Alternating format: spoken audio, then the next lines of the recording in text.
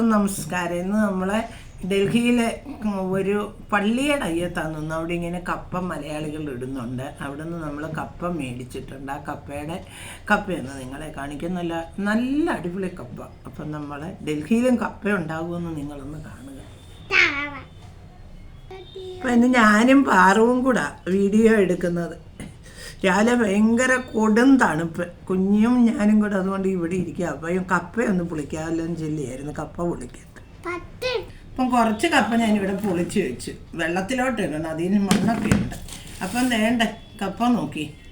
നമ്മുടെ നാട്ടിൽ പോലും നമ്മൾ കപ്പ ഉണ്ടാക്കി ഇങ്ങനത്തെ കപ്പ കിട്ടത്തില്ല.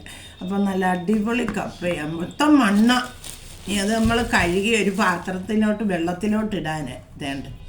ഞാനിന്നലെ 2 കിലോ കപ്പ മേടിച്ചത്. അപ്പം 2 കിലോ അല്ല, അവരതിലും കൂടുതൽ എനിക്ക് തന്നു.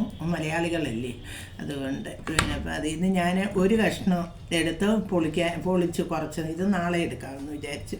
ഞങ്ങൾക്ക് ഇവിടെ 2-3 ദിവസത്തേക്ക് കാണും. അപ്പം അതുകൊണ്ട് വേണ്ട നല്ല ഒന്നാം തരം കപ്പയാണ്. നോക്കി, ഇത്രയും വലിയ കപ്പ ഇവിടെ ഉണ്ടാവുന്നതാണ്. ഇവിടെ എന്ത് നട്ടാലും നമുക്ക് നല്ല വൃത്തിയായിട്ട് പിടിക്കും.